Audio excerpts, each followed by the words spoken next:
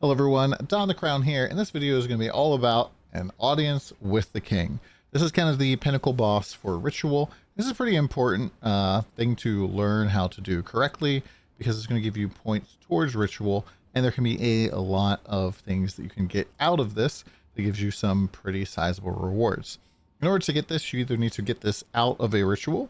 Typically it's pretty expensive and you need to defer all the way through it, or you can just go over to Alva here, say that you're looking for audience with the king. Just type in the bottom here, it'll show up audience with the king, or you can go to ritual fragments, which I think is here under fragments. Be able to buy this, and as you can see right now, the current market ratio is about 1 to 5.7 divines, so pretty expensive fight to accidentally brick like I did my first time. Now the stuff you can get out of this are a couple different things. This is the PoE2 site, and this is the King in the Mist is the name of the boss. And he drops 5 different things, and some of these are pretty bad. Pretty bad indeed. And so the very first thing here, Beetle Bite Boots. These are pretty much like 1 Exalt, like always horrible type of thing. We also have the Burden of Shadows, which is also pretty bad as well. I don't think that this really has a build just yet. Pragmaticism, also pretty bad armor as well. Just not really use. And then we get into the stuff that is kind of good. So the From Nothing Diamond allows you to socket this into your passive tree, and then a passives in the radius of a keystone somewhere in your tree are allowed to be allocated even without being connected, which can be pretty useful, especially some of these can be worth quite a bit. And then Ingenuity is kind of like the Mage Blood or Rolls Royce belt right now. This thing's just kind of silly. I think probably a little bit overtuned. Right now, like a cheap one is probably 18 divines or so without it being corrupted or something. These are probably like price fixing or too low. Probably what I would do is I put this up for a little bit above. You can see all of the ones that are getting bought here, like 18, 17, 18. These are all going. So the price is probably close to 18 or 19 divines, and the higher up this roll gets here, if we go and I put up like an 80%er here, we can see that that would be like a 37 divine belt. So this is pretty much the big ticket item. And so now we're going to talk about actually getting into the fight here. And I am going to move my cam into the middle, so I'm not taking up the UI. Now, in order to do this fight, what we're going to do is we are going to, we're probably like out somewhere in your atlas, and you're going to click on the skull, which is going to zip you all the way around back to the start. Now, if you are like above where the start is here, the skull can sometimes hide behind your mana globe, or it can hide behind your life globe, which is kind of a pain in the butt, and I hope that they fix this UI issue. This is partially why I recommend always going south, because then this does not get stuck behind any UI element, and you are not necessarily going to have any issues.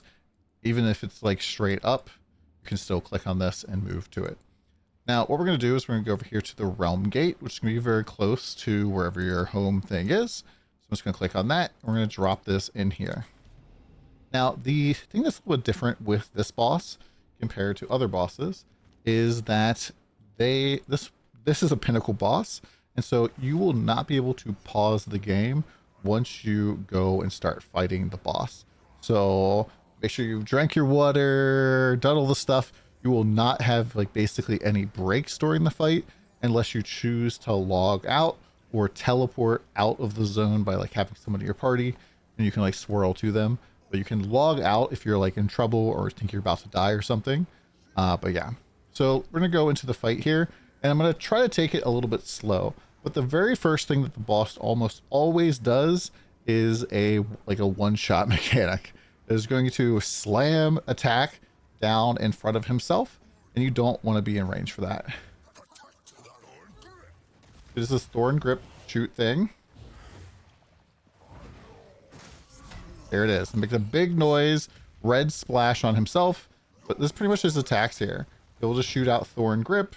He'll sometimes throw stuff on the ground, and a lot of times he will teleport around. And he will seem to teleport around also at set run at set HPs. Just kind of keep an eye out for that. So you'll drop these little totems as well. And typically what I just do is just murder them real quick. I believe that they have some sort of effect if you let them grow, but I just smack them. I'm trying to take it a little bit slow here so you can see what's going on. These like red pools, by the way, do a lot of damage over time. He'll go over and he'll activate this, which makes it so that we're taking more damage. Ooh, we're walking away. And I think that this stays up as long as like I think the rest of the fight, or maybe it just takes a while to come back. So you want to get rid of those pillars immediately if you can, and it'll only be the ones that he goes to. Really, like this is like the first phase. If he teleports away, it says nothingness approaches. You just break whatever thing that he went to, and now he starts summoning these little frogs that are flying all over the place. So you have to avoid the frogs, you have to avoid his attacks, you have to avoid his one shot, but you can, like, you know, very easily here.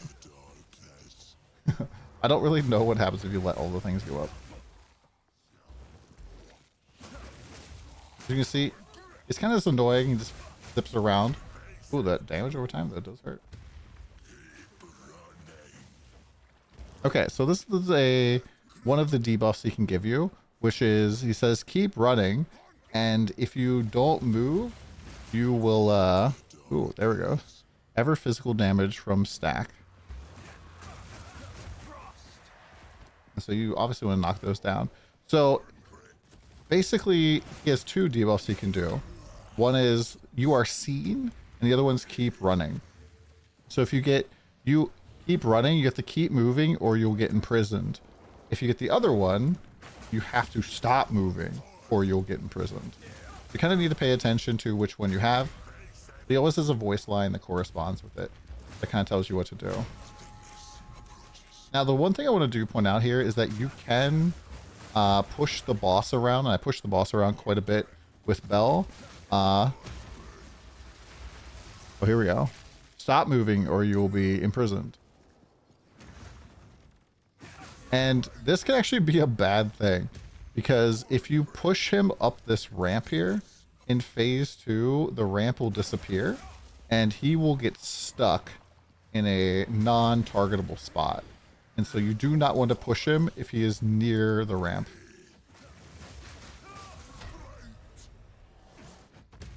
We have that. Keep moving.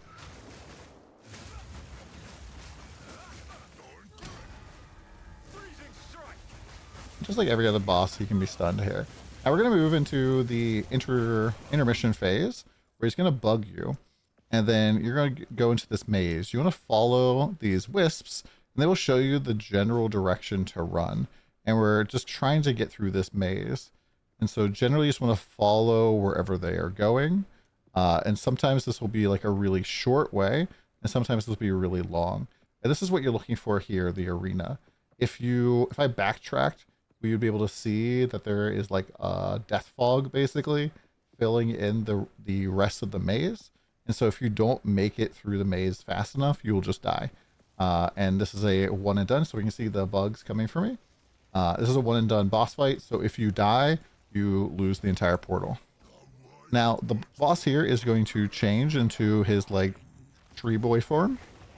And the fight is practically the same, except for he has another one shot.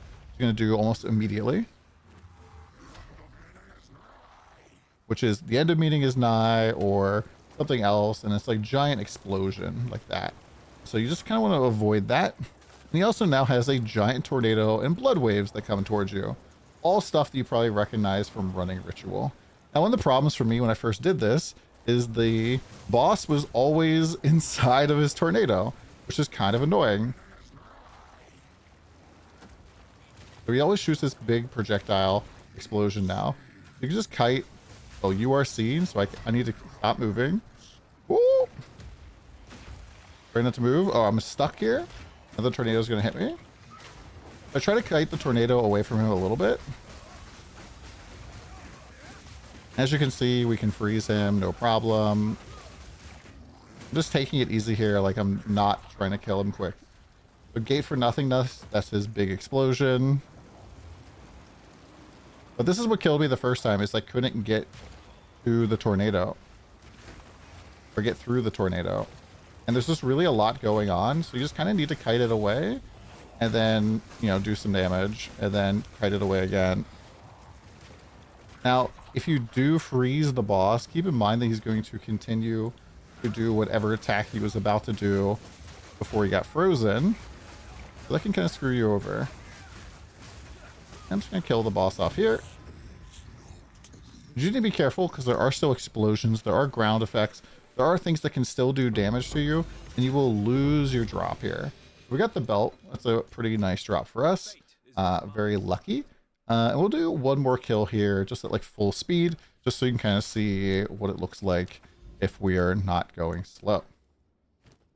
So we're going to grab another one here. We're going to drop the audience with the king in. And I'm going to go full ham on this one.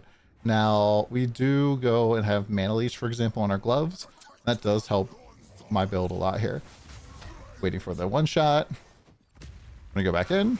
He teleports always. And he teleported on me a second time.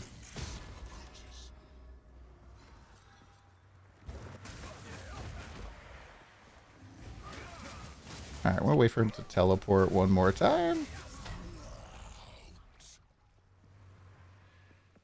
He's frozen. Okay. So I froze him in his animation there.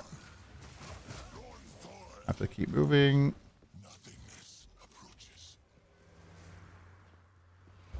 Kind of a bad example of me going full out.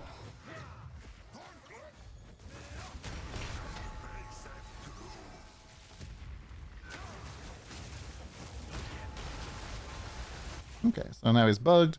We're going to go all the way. So these things are not really showing me where to go all that much. So I'll just continue to go in the direction they were kind of leading. So I can see that there's stuff up here that maybe I need to get to. And we're just going to backtrack here a little bit. These things are probably going to go to the right. Yeah. And it can be a little bit confusing because sometimes the wisps will just disappear and you won't know where to go. We're going back here.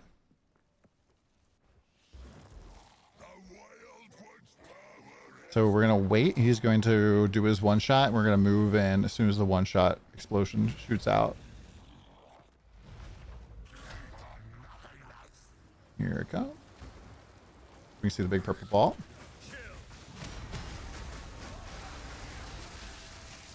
And we're frozen. Ooh. He did his one shot. Time for my one shot. And we move away. Move away. Don't let the frogs kill us. Don't let the ground effects kill us. And we get the boots. And there you go. That's basically the fight. So if we like ID these, we get like a 1 exalt boot. And we got a 78%.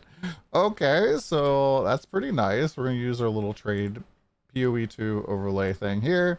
So that's like a 26 divine belt here, maybe more. So yeah, pretty decent returns on this fight sometimes.